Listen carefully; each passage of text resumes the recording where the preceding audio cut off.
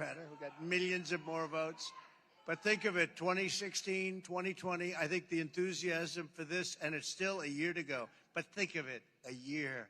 That's not much. And we have just a very short time until January, right? The middle of January, that's what we have to do. And we have to win bigger than we've ever won before, because our country's going to hell. Our country's going to hell. We're going to stop it. So hello, Waterloo. We've been here before, and we love Waterloo, and you people are patriots. You built our country. You built our country. And thank you to the incredible supporters joining us. The legendary first, really, this is a legendary first, what we're doing in so many different ways. And our polls are a legendary first also. You know, we're leading by, I think in Iowa, we're leading by 41 points. Okay? That's not bad. And it's 41 and going up rather rapidly, too. But we're leading by a lot. And nationally, we're leading by numbers that nobody's actually quite ever seen before. We're beating DeSanctimonious, I think, by 67 points. I don't mean we're at 67. And we're beating them all. And we're beating Biden, very importantly. And most importantly, because we have to get him out of there. He is bad news. We're beating him by 11 points. That was Washington Post, ABC News, where they said, wait a minute. This is not good. They spent like $1 million on a poll. This is not good. Trump is leading by 11. We are going to disavow this poll. They're going crazy. Don't you love it? They're going crazy. I want to thank some of our friends, state representatives, Ann Osmondson. Ann, wherever you may be. Where are you, Ann? In this big crowd. Thank you. Thank you very much. I appreciate it. Charlie Thompson, where are you? Thank you. Thank you, Charlie. That's great. Good job you're doing, too, by the way. Derek Wolf. Derek? Wow, young guy. Good job you've done at such a young age. State Senator Lynn Evans. Lynn, thank you. Thank you very much. And somebody that's been with me, I think might have been my first endorser all over the nation. You know, I had a lot of early endorsers, but this guy is very special. I call him the Marlboro Man. He's a handsome guy. I don't know if he's ambitious because he's confident. He's very happy doing what he's doing. He loves the people of Iowa, and he loves our country. Brad's on. Where's Brad? Where's Brad? Look at him. See? He stands. He wants to give the best seats to everybody else. He's an incredible guy. Thank you very much, Brad, for everything, and especially early on, years ago. We appreciate it. He had a feeling, he said. I just have a feeling. That was a long time ago. And former acting Attorney General of the United States, Matt Whitaker, did a great job. Thank you, Matt. Good football player, too. He's a good football player. Thanks, Matt. Hey, you're popular, Matt, huh? You're getting more and more popular every time I come. Matt gets more and more popular. He should. He's done a great job. We're here today for a very important reason, to commit to caucus. We know what that means, right? Commit to caucus. Exactly 100 days from now, each and every one of you is going to cast the most important vote of your lives. I believe that, too. I believe that this will be the most important election of our lives because this country is headed in a horrible, horrible direction. And you saw what took place today in Israel, and we're going to talk about that in a second. But this country is just headed so badly. The Israeli attack was made because we are perceived as being weak and ineffective and with a really weak leader, and we will discuss it in a few minutes. But isn't that a shame what's happening all over the world? Things are not what they were just 3 years ago. You take a look. They weren't ever as good, and now they are really probably maybe the worst we've ever seen in terms of our country. When you look at the Afghanistan pullout, you ever see anything like that? The most embarrassing moment in the history of our country. You need to get every patriot you know and make sure that they're registered. You have to register, and you got to register as, what are you going to register as a Republican, and get them out to vote and go to their local precinct caucus meetings at 7 p.m. on Monday. So it's 7 p.m. on Monday, January 15th, and we're asking you to bring 5 or 6 or 7 or 10 people with you, as many as you can. Get them loaded up. And we want to have a big, beautiful send-off because then we have to go to war with the communists, fascists, racists, everything else you can be, Marxists. We're going to war with some very evil people, and frankly, some are good, but you got a lot of evil, very evil and bad people. We got to win. If we don't win, we're not going to have a country left. We are not going to have a country left if we don't win this election. And I used to say it about 2016. This is the most important election, and I meant it. This is now the most important election in the history of our country. So together, we're going to win the Iowa caucuses in a historic landslide. The more, the better. We've got to get them out. We've got to get them out. We have so many people. You know, when we did so well in 2020 with many millions or more, 12 million or so people more, 12 million more than we had. We had 63 million, and we got 12 million more. We did that, and everybody said, oh, well, that's a lock. Well, we're going to have to be very careful. We got to watch. And we have plenty of votes. We got more votes. I worry about the ballots, those fake ballots that they put in. That's what I worry about. And we're not going to stand for it again. We're not going to stand for it. Together, we're going to win in Iowa. We're going to win these caucuses at levels that people haven't seen before. You know, we set the record last time. We're going to set it again, bigger and better. And next November, we're going to very simply make America great again, right? Make America great again.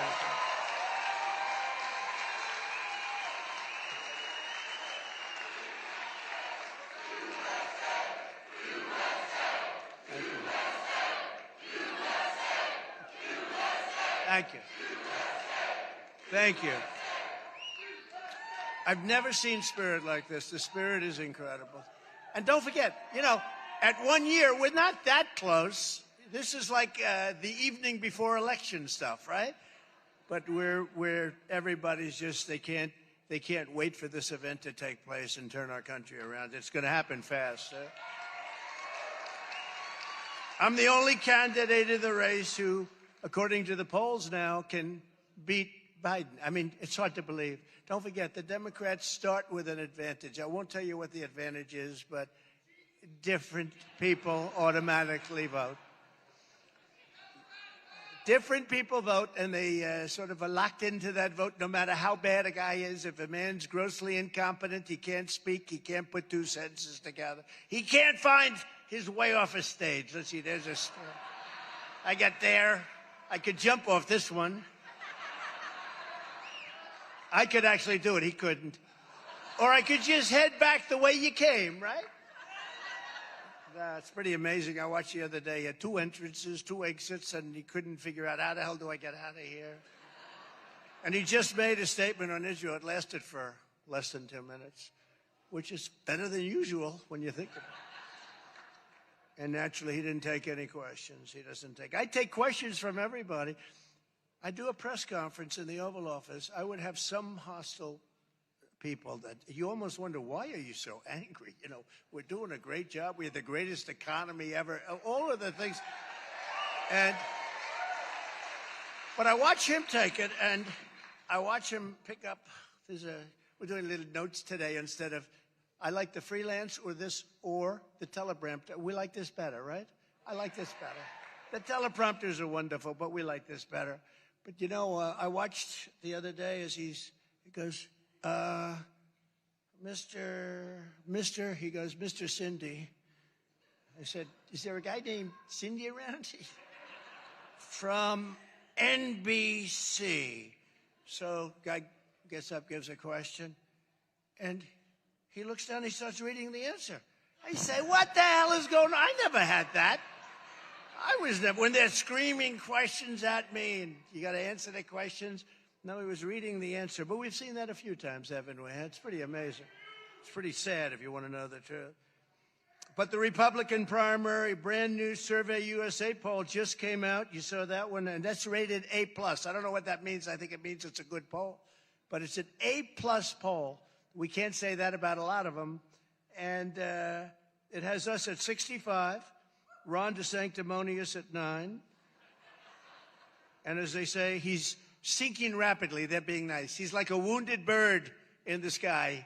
He's coming down fast. In fact, he's He's actually in 5th place at a certain location that you know very well. But virtually all Americans were better off with a gentleman named President Donald J. Trump.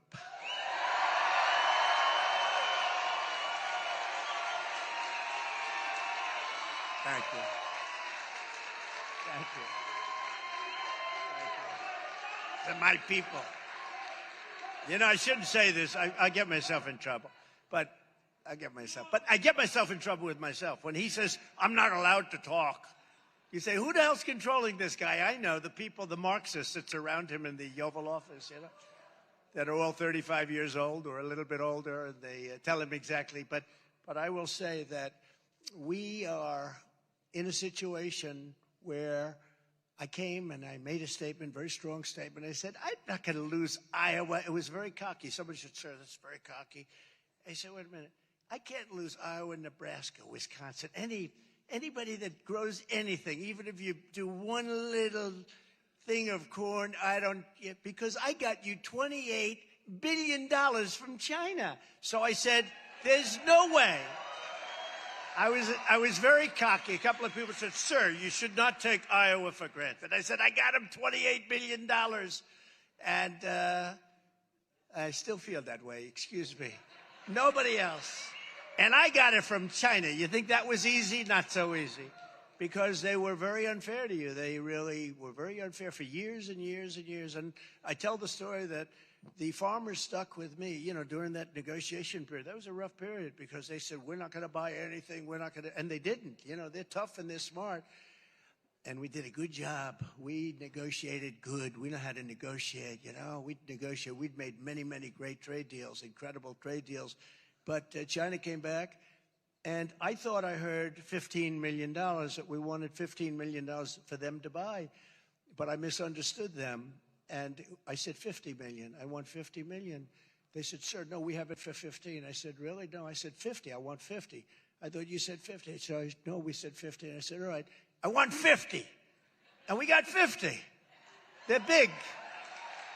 That was one I said to the farmers of Iowa, Nebraska. I said to all of them, Wisconsin, great place, Wisconsin, too. We actually won Wisconsin. We won Wisconsin. Took them after the election to determine that, you know. Can you imagine that? You actually won Wisconsin, like it's routine. Oh, well, that's, and when you see some of the other ones that come out too, but we actually won. But it's a great place. Not their fault. You know, we have a crooked system. We have a crooked system. Not their fault. They were angry. Everybody was angry. It was terrible. But we're going to do something that I think has never been done. You know, one of the things that, the best way to stop the cheating is to swamp them. You know, they can cheat, and they'll cheat a lot. They've already got the same lawyers going, the same thing. And we got hurt by COVID. When COVID comes out, you know, people didn't want to go out. They were afraid to go out, and a lot of things happened. But I always say they use COVID to cheat. But we're not going to let that. We're not going to have that, and we're not going to let that happen. But the way you do win, no matter what, is you swamp them. You swamp them. There's only so much they can do, you know. In other words, they can only cheat so much, even them. They're going to go for max. But they can only cheat so much. And we have some very good controls in place. But we delivered record increases because, you know, it's actually the two questions I get most is, number one, how do you do it, sir? How do you do it? How do you wake up in the morning and do it? I've been investigated by every investigator in the history of our country. It's the craziest thing. You speak up a little bit about the election. He's an insurrectionist. You take a look at what they've done to people, but they leave people in Portland that have destroyed it, the radical left. And the radical left is far more dangerous, in my opinion, than those on the right. Okay? Does that make sense? But, you know, they're trying to destroy our country, so they don't like to say that. But we delivered record increases in real family income. It went up by more than $6,000 a year, never anything close. With no inflation, gas prices at $1.87 a gallon. Think of that. And gas prices, I hate to tell you this, gas for all of those big tractors. Remember I told you, go out, you farmers, we're going to make a great deal with China. Everyone said, you'll never make that deal, by the way. And I don't even talk about that deal because of COVID. You know, it was just a step too far. I don't even discuss it. I talk about USMCA. I talk about a lot of things, the deal we made with South Korea, with Japan. I don't talk about the job because it was a step too far, the COVID, what happened. Out of the Wuhan lab, which I said right from the beginning, that's where it came from. Now they're all saying, well, Trump was right. You ever see those hats? Trump was right about everything. It's common sense, most of it. Trump was right about everything.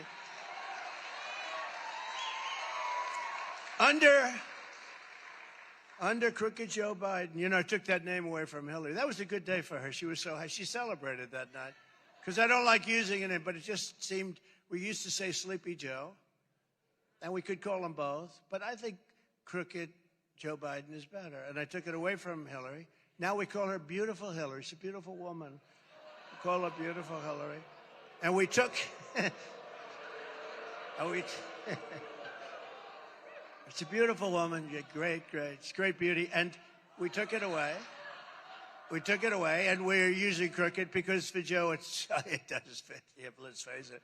But under Biden, the 30-year mortgage rate recently hit a 23-year high. I'm sure you're thrilled about that. Those of you that are looking for financing and have absolutely no chance of getting it.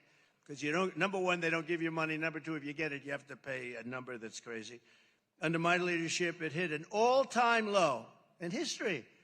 Under my leadership, under what we did, we were talking about mortgage rates that were the lowest they've ever been for people going out and buying a house. That's really good.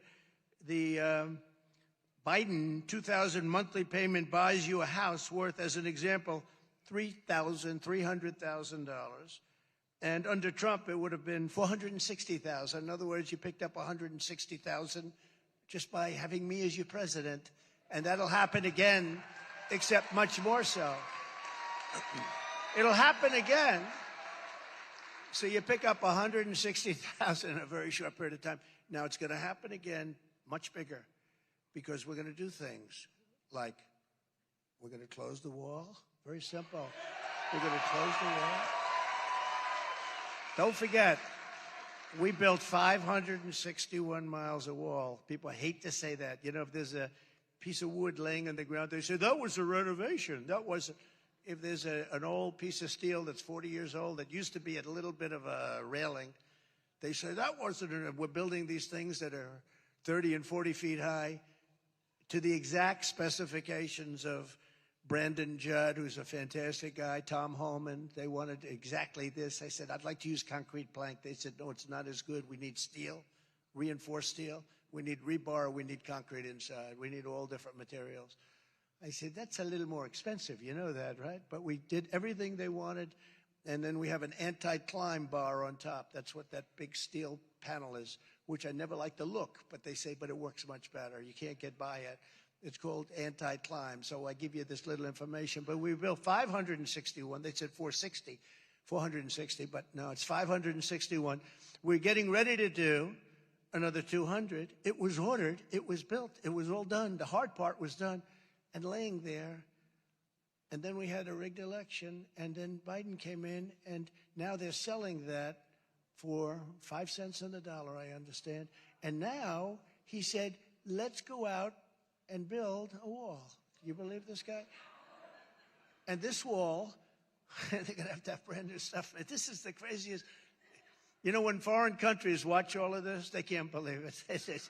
They say, how can anything? And don't kid yourself, the stupidity of Afghanistan, what happened there is one of the reasons that Putin went in, and one of the reasons that China's so aggressive all of a sudden. They weren't aggressive with me at all. They were very nice. I got along very well with them. They weren't aggressive, and Putin would have never gone into Ukraine. He would have never even thought about going. We talked about it. They hated that I got along with him. You know, they think it's a terrible thing to get along. I said about President Xi, they asked me, I said, yes, he's a very smart man. The headlines are, Trump says that President Xi of China is smart. It's a compliment. I said, no, what am I supposed to say? He controls with an iron fist 1.4 billion people. And they want me to say he's a dummy. He's not a dummy. And they've got our number now because we've got a dummy. We have a legitimate dummy. We have a legitimate dummy.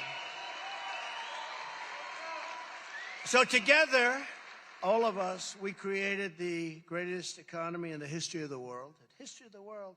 In fact, we really did it twice because we did it after COVID. COVID came in. Nobody knew what the hell it was. We did an incredible job. We've never gotten enough credit for the job we did with COVID. But that's okay because we got a lot of credit for other things and we got a lot of credit for the economy. But we did it twice. We built back the economy. The stock market was actually higher when we handed off on January 20th. The stock market was higher than it was just before the China virus came in. I call it the China virus because I like being accurate. You know, it's good to be. I also fought for, and nobody did this. I fought for the farmers. There's never been a president that fought so hard for the farmers and did so much for the farmers. And we ended in addition. How many people in this room are actual farmers? Real? Okay. That's good. That's pretty good. That's pretty good. Everybody's indirectly related. She's a farmer, definitely. She's a good-looking farmer you are. But we also, in addition to the $28 billion, we ended the NAFTA disaster. It was the worst trade deal ever made in the history of our country. And we replaced it with what many say is the best trade deal, the USMCA. That's Mexico-Canada. And that deal is so good that Mexico and Canada are trying to renegotiate the deal now with the Biden administration. And I hope they're not going to be successful. For years we had to suffer with NAFTA. Then we make a great deal, and they want to renegotiate the deal. They better not renegotiate it. Under and unlike Ron Desantis, I've been unwavering because, you know, he was against ethanol, totally against. Now, all of a sudden, he came out for it the other day. I'm so impressed. One thing about a politician, because I've dealt with politicians all my life, then all of a sudden, I never thought I'd be one. And I guess I am a politician. But I will say one thing you always see with a politician, whatever they're in first, that's where they go. So he's coming. I heard he made some fairly positive statements about ethanol last week, finally, because he tried to kill it entirely. But guaranteed one thing for certain, he will try and kill it as soon as the election's over. If he wins, and if he wins, that'll be, I think it will be an electoral miracle based on the numbers. But he'll go back. Ron also, and some of the others, but Ron was very destructive on Social Security. He wanted to raise the minimum age, and he wanted to toy with it, and he wanted to weaken it. And I said, these people, they deserve it. We can do other things. Like, we can make so much money by doing a thing called drill, baby, drill. We don't need this. We don't need this. You know, we have more oil and gas than any country in the world. Most people don't know that. And it's very good, high quality, not like Venezuela. Do you believe we're buying their tar? You know, they have tar. It's very thick, very heavy, costs a lot. And you know where it gets refined? You know, for the environmentalists in the crowd? Let's see, there's a woman back there. For the environmentalists that hate this whole concept, it's refined, it's cleaned and refined in Houston, Texas. So this tar gets brought in because it's very, very heavy and very not good. But with money, you can make it beautiful. You can make it into a fine champagne if you want. But what happens is they bring it in, and all of those fumes go into the air. In America, isn't it great? So, you know, when I left, we had Venezuela on the run. We would have had something, and now they're buying oil from Venezuela. The whole thing is crazy. It's like April Fool's. Everything is just, we want open borders. We want no voter ID. Think of it. Everything they want is the opposite of what it should be. They take the oil from Venezuela and make the dictatorship wealthy as hell. They're sending out all the people. You're going to have like 15 rich people living in Venezuela with numbers that are going to be staggering. But, you know, Venezuela was ready to do an old foldo, and then this guy came along and he started buying their oil.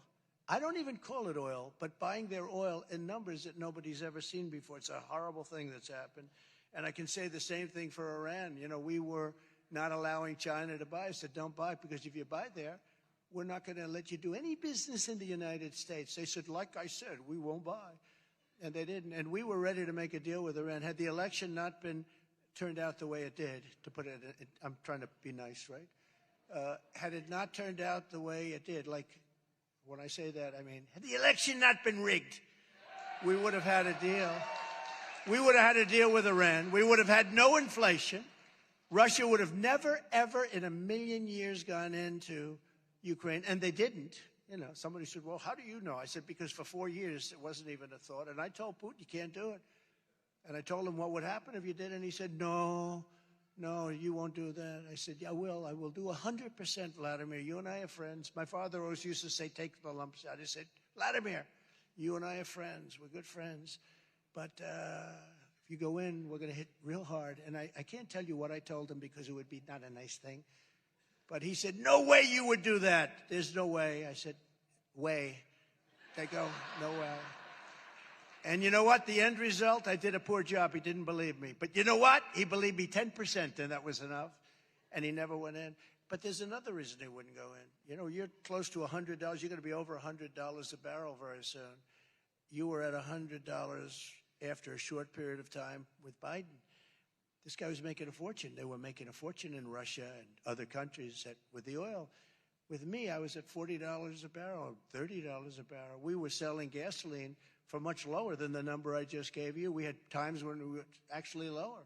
That's why I told you to go out and buy more land and bigger tractors. Remember that? I said, don't worry about it.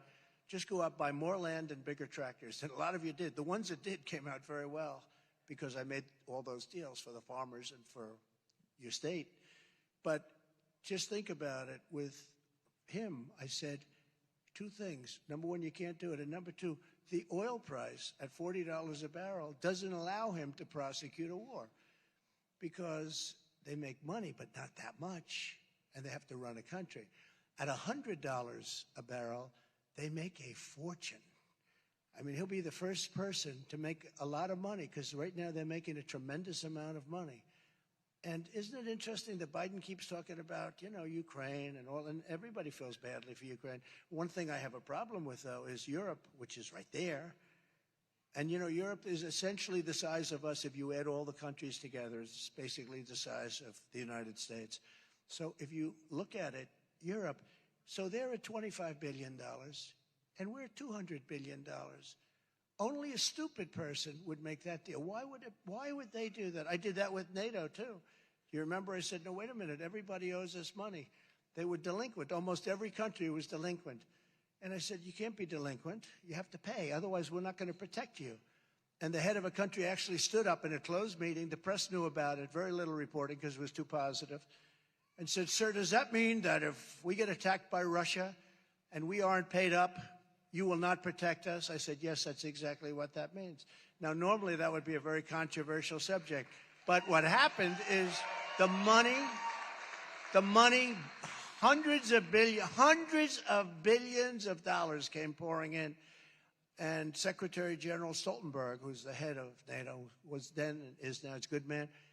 I don't know if he'd still say this, but he said, Trump, that's the greatest job I've ever seen. He'd been working for his entire term trying to get other countries to pay, and he couldn't. And when I came in, everybody was just, the money was pouring in like gravy, so it was a great thing. And that's the money they have right now. But now we're doing the same thing. All you have to do is ask.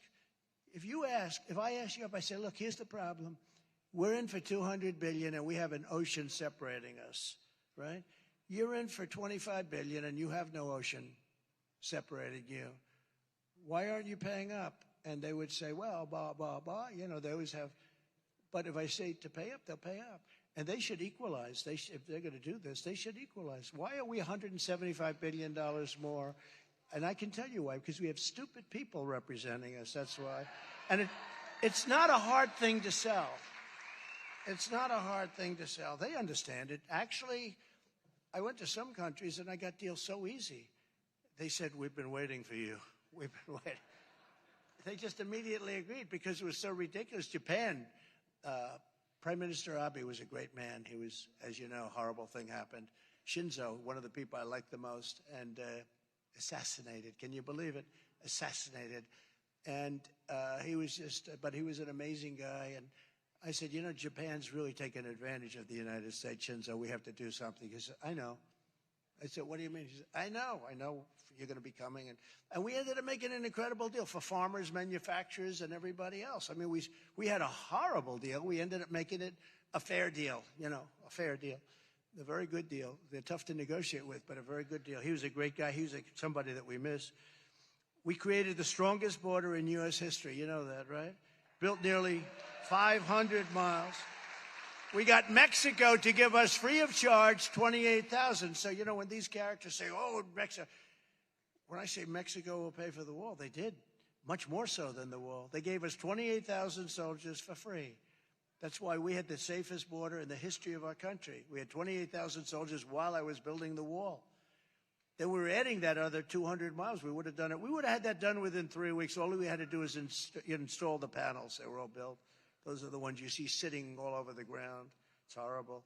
When I look at that, when I look at all of those things that we did, and then I just see the destruction that there's never been a president in the history of our country that's done a job so poorly, that's been so incompetent, so corrupt. There's never been anything like it. And I say, oftentimes, you'll hear me say, you could take the 5 worst presidents in the history of our country, and they will have not, you can add them up, and they will not have done the damage that crooked Joe Biden has done. And I mean that 100%. And now I could add it. I think I could probably say, take the 10 worst presidents. He's a horrible president.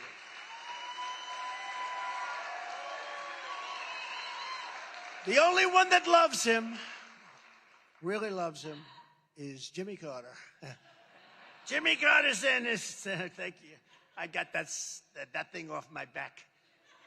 No, I think Jimmy Carter is going to go down as one of the greatest presidents in history by comparison to crooked Joe Biden. I think Jimmy was great. So it's nice, he's pretty old. And he might even say, I really like Trump. He actually used to say, I really like Trump, I really like Trump. Then the Democrats got to him, but he changed his tune pretty quickly. But he did. He liked me. But he's the one he's very happy with the job that Joe Biden is doing, which is basically a non-job. If he would have gone to the beach, he's got a consultant somewhere. This is the worst consultant in politics that thinks he looks good in a bathing suit, right? No, he spends so much time at the beach. How do you do that? And, I have a much better body than him. But I'm not really sure that I want to expose it with the sun blaring down, the sand, the surf, the wind, it's not a pretty sight. And they make those chairs, they're actually miracles. They weigh like 3 ounces. They're meant for a child to carry. A child or a very old person to carry. Very, very old. I mean, like really old. And they weigh like, ounces, right? He can't lift it. Remember when he said, I'd like to take him to the back of the barn. And I'd show him, I think I could go like this. And he'd go down. No, I think so. I hit a long ball. I hit a long ball in golf. I'm good golfer, all that stuff. This guy, I could hit a drive. It would take him 4 shots to catch up to where my drive is. But he used to talk about how he wants to take me to the back. And no, the press never criticized him for that. If I said that about him, they'd say, how violent. He's bringing violence into the equation. No, these are sick people. But if you want a president who leaves $500 million worth of wall materials, think of this, rusting in the desert, rusting in the sand, while illegal aliens stampede into your communities, walking over those panels, just walking right over them. They're laying there rusting and rotting brand new, beautiful stuff. Then you should vote for crooked Joe Biden. If, on the other hand, you want a president who will seal the border, and by the way, let people come into our country, but they have to come in legally. Is that okay? But we have to stop the invasion and reclaim our sovereignty on day one, and that's what we will do. We will, because right now we don't even have a nation. Between our bad elections and our open borders, you need borders and you need elections, and then you start going from there. And we have horrible open borders. Who would even think Think of it. The people coming in, think of it. They're from prisons and jails. There is a slight difference. They're from mental institutions and insane asylums. There is a slight difference. You know, insane asylum is like Silence of the Lambs stuff. That's serious stuff. That's Hannibal Lecter. How good an actor was he? How good an actor was he? Did he play a good role, right? But insane asylums, they're emptying them out. Mental institutions. And then, of course, terrorists are coming in. And, you know, in 2019, there was a report I saw it on one of the fake news channels. But in this case, I don't think it was fake. They said that for 2019, I think the year was, they caught no terrorists. There were no terrorists coming into our country.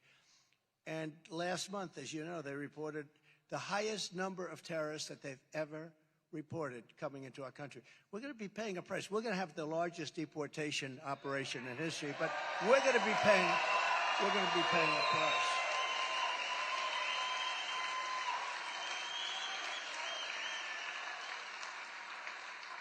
So as you also know, I appointed nearly 300 judges and 3 great Supreme Court justices who gave us incredible, incredible victories. You know, last week, I don't know, 2 weeks ago, if you go to college and you have bad marks and they let you in, but they don't let somebody else, it's called the merit system. They approved the merit system. I was surprised by that. They approved a merit system. So now you get into places, but in particular, in this case, colleges, you have good marks and somebody has bad marks. You get in. Before, other people got in for all sorts of reasons.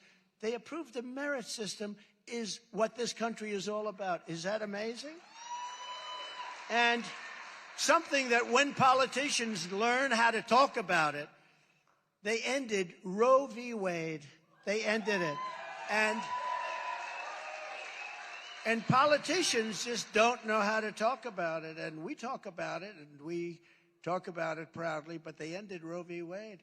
But I watched some of the politicians, some of your local politicians actually, talking about it. They don't understand. The Democrats are the radicals because they'll kill a baby in 4 months, 5 months, 6 months, 7 months, 8 months, 9 months, and even after birth. They're allowed to kill, in some cases, after birth. You remember the crazy former governor of Virginia, where he was explaining what happens.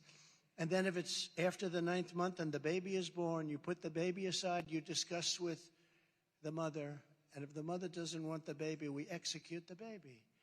This is part of their thing. Now think of it. So they're the radicals, but you have to say that. You know, they always make the pro-lifers the radicals. They're the radicals. And when you think, now, I happen to be like Ronald Reagan, the exceptions, rape, incest, life of the mother, the exceptions, 3 exceptions. I happen to be there.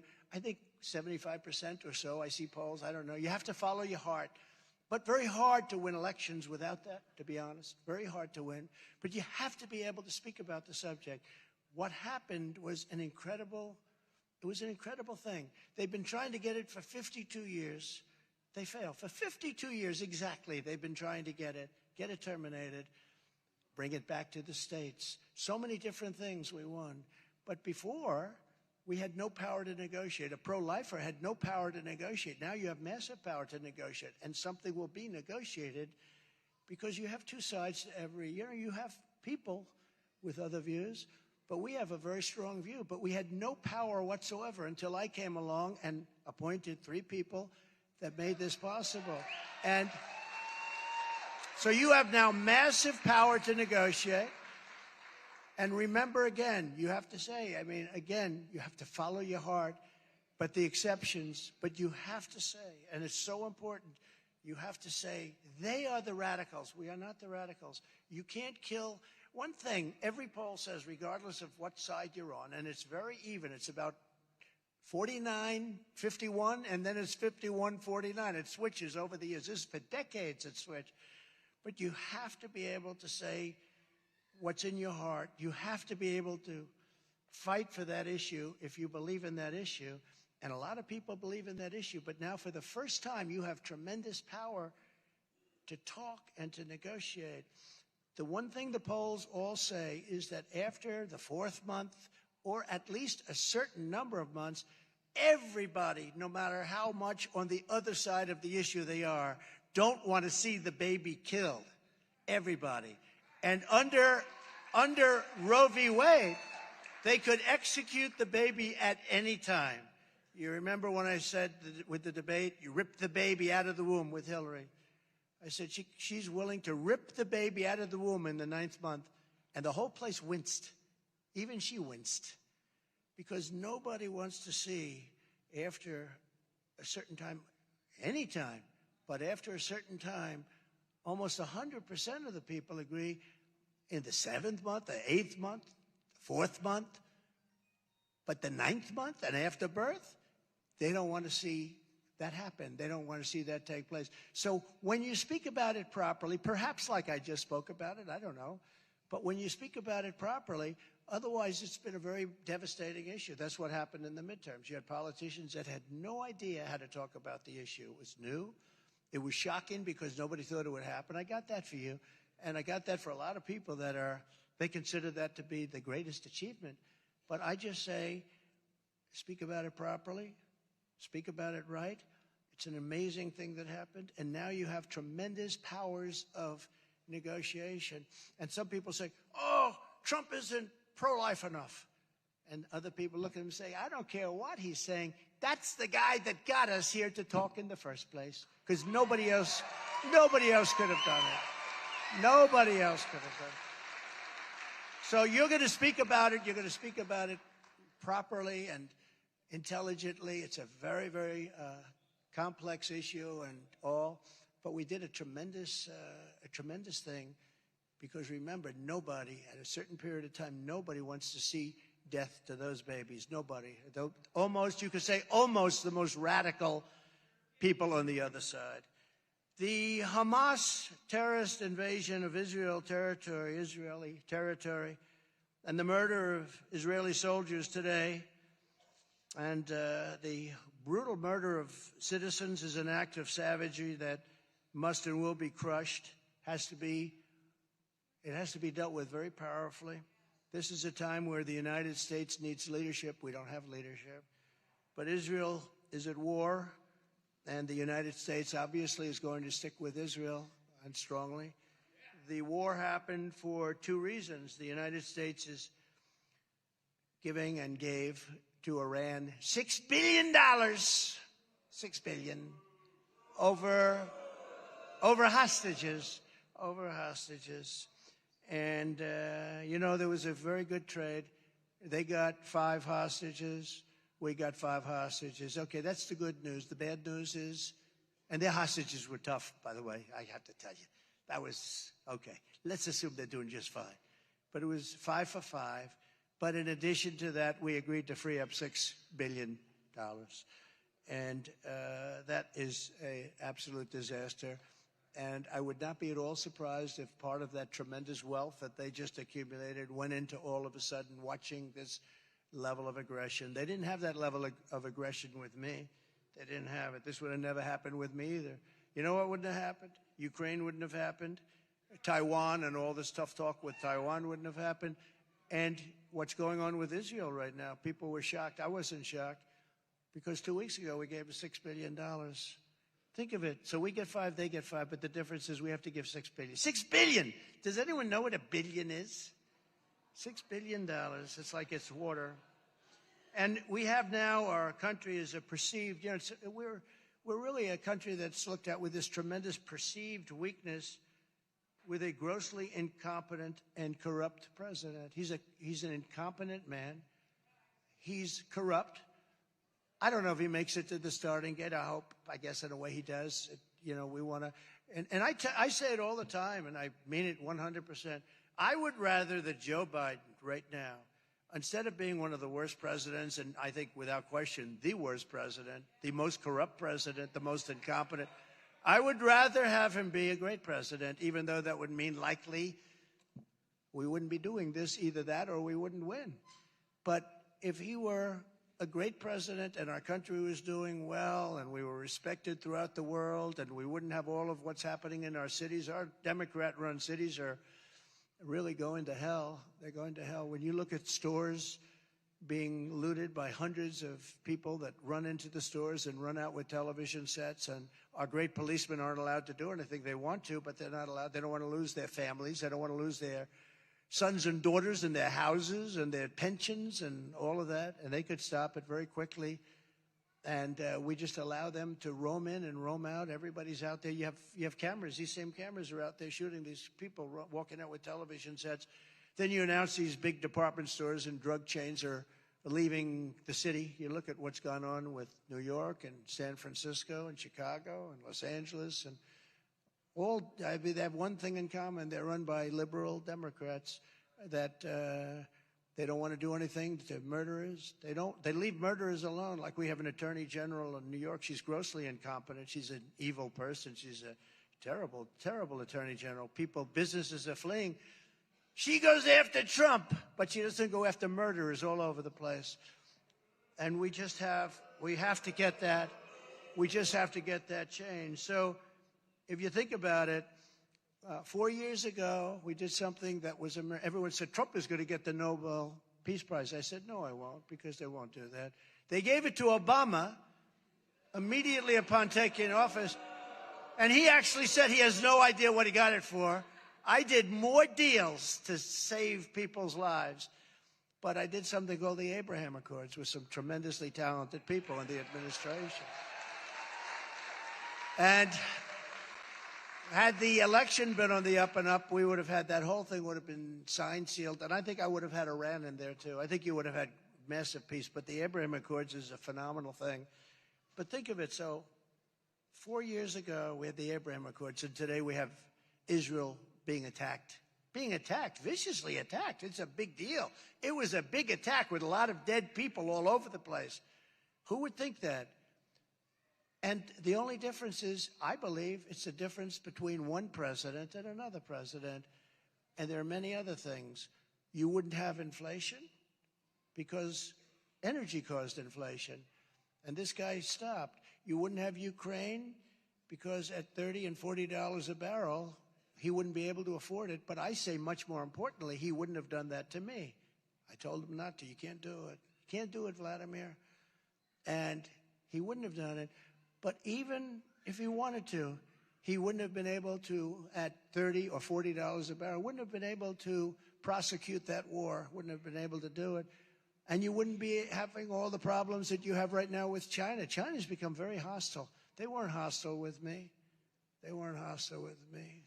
They called me sir. They don't call him sir. You know what they call him? Can you imagine what they say about him after he leaves? They said, do you believe that? They think it's a trick that I'm playing on them. They think I'm playing a trick because we were doing very well with China. They gave us hundreds of billions of dollars. Not one president in this country, not one, got 10 cents from China. Many presidents, not one. I got hundreds of billions of dollars from China.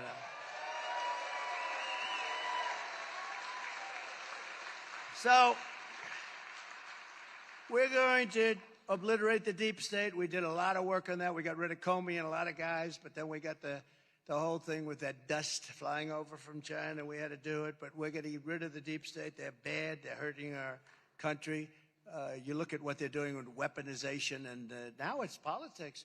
It's let's indict Trump or whoever it may be. You know, I mean, that would mean that if I were elected and I had somebody hot on my tail, I mean, we're beating him by a lot.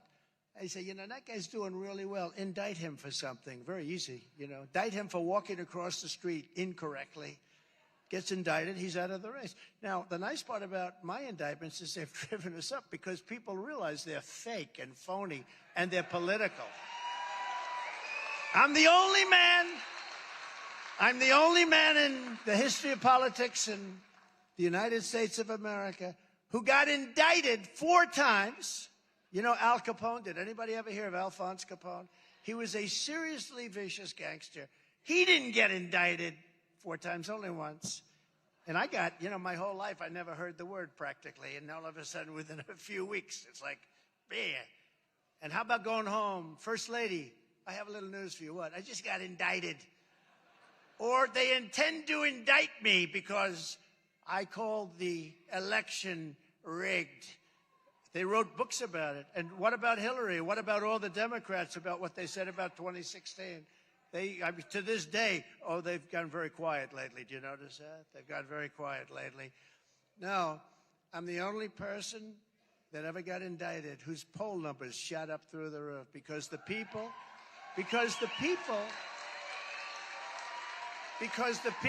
of our country, they know me. They know me. And they say, wow. And I also have a voice. I'm able to speak about it. I mean, a normal politician gets indicted, and we've seen it hundreds of times over the years. They go to a microphone about 15 seconds after getting the pink slip. Ladies and gentlemen, I would like to announce that I'm going home to my family. I will fight for the rest of my life to get a... Do you understand? This is standard. With me, it's different.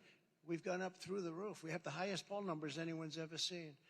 Because people know that these are corrupt. They've weaponized our Department of Justice. They've weaponized the FBI. You see what they're doing to many other people, Catholics, school parents. Look at what they're doing to parents.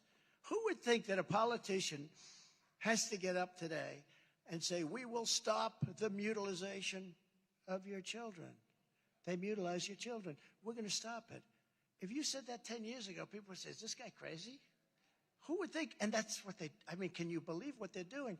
We will fight for parental rights. No, but you have to say that. No. Who would think you have to say that? Who would think you have to say that? Who would think you have to say, we will not allow men to participate in women's sports? Right?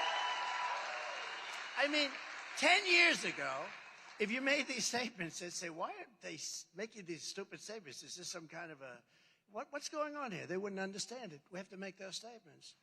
Women are now finally starting, and they were afraid to speak up, even on the same team. The swimmer, a giant guy, Wilt Chamberlain was like, Wilt Chamberlain had a small wingspan compared to this guy. And I tell the story, she looks left, she sees people, top-of-the-line swimmers, all-American swimmers, great.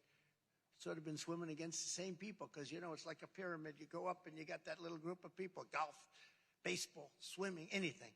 Weightlifting, the weightlifting is the worst because it shows it's so obvious. But she looks left, she sees her friends that she's been competing with for 10 years. She looks right, she sees the same friends he's competing with. But she's going to break that record. But she notices a person standing alongside of her, and he's looking up. She's looking up, and he's a giant. But he transitioned. And I always say, and she goes, this is going to be more difficult than I thought. She wants to break the record. And she goes in, and then she's sadly bad. You know what happened to her? Badly injured. She was injured because the speed of him going by her was so fast that the wind knocked the hell out of her. She suffered from massive wind burn. But she's okay now. No, it's so ridiculous. And the guy finishes the race and he sits down to relax while they're... It's so horrible for women. It marginalizes them. It's so bad. And they don't speak up enough. The weightlifter you saw the other day, I think it was 150-pound difference. A young woman, the top of her class, the best. And they put a quarter of an ounce on one side, a quarter of an ounce on the other, and she couldn't make it. I don't like to do this because, my wife, I have a wonderful wife, the great First Lady, who's very popular. She says to me, darling, I don't like when you do the weightlifting thing or even the swimming thing because it doesn't look presidential. I said, let me tell you, it's much easier to look presidential than it is to do the shtick that I have to do at these places. And this is why we have, and she doesn't like when I dance a little bit going off, Okay, she's watching now. Okay. We will put it nicely. I was going to say, is she wrong or right? We're not going to do that. We're going to say it a little different. Who likes to see just a tiny little dance on the way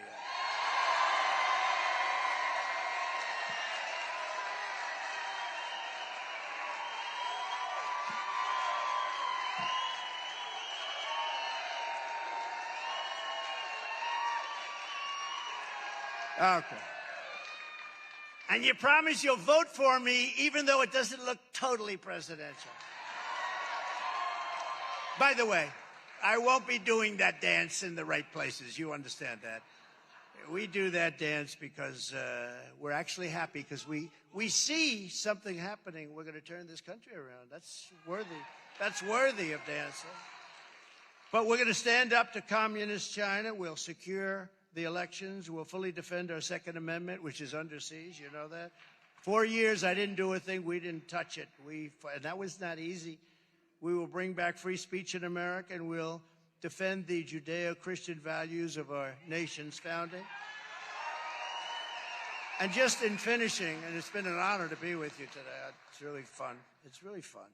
You know, when you have love in the room. I have friends that say, how do you do it? How do you get up before a crowd like that? And I got all these maniacs in the back doing with the television, too. You know, that's a lot of people. It's millions of people. How do you do it? And I say, it's easy because there's so much love in these rooms. It's true. It's much easier.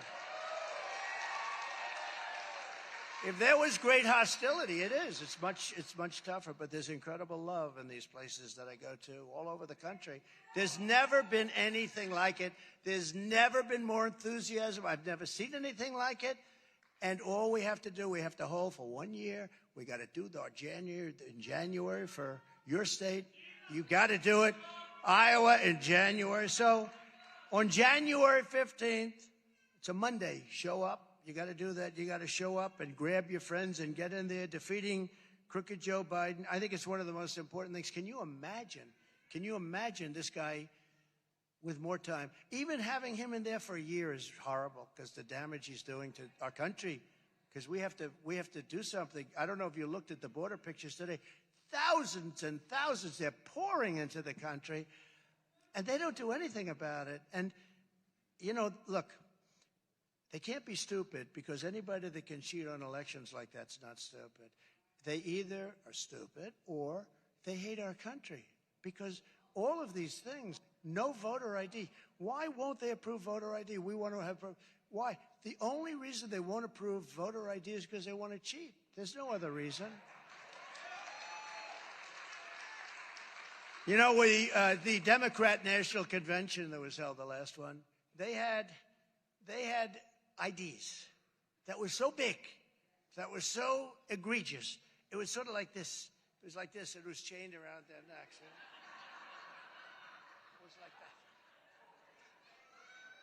Face, fingerprints, everything. They had everything. But not for voting. We don't want it for voting. If you buy a loaf of bread, you got to have your ID out. But for voting, you don't. No, it's a horrible thing. These are people with bad intentions. That's all it is. So we're going to defeat Crooked Joe. We're going to defeat the Democrats. We're going to turn our country around. We're going to make it great. We're going to make it better than ever before. We have to move, though. We have to move. So text, and we want you to get involved. And so text Iowa to 88022 or sign up at ia.donaldjtrump.com. And get involved. You know, we kept you first. You know that, right? It was only me. It wasn't anybody else. No other politician. I hope other politicians around don't take credit for it.